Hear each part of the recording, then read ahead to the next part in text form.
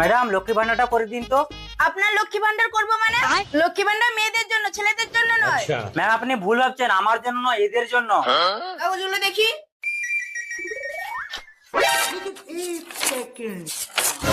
এই এখানে তিনজনের স্বামীর নাম একই কেন? কারণ ম্যাডাম তিনজনই আমার বউ হয়। কি আপনি তিনটা বিয়ে করেছেন?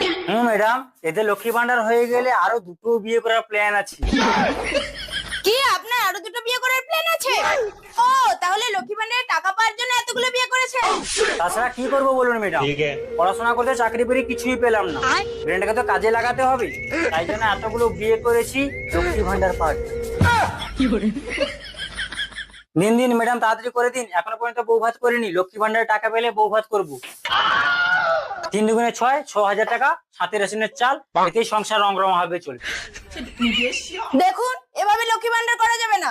কেন কেন কেন এটা হবে না?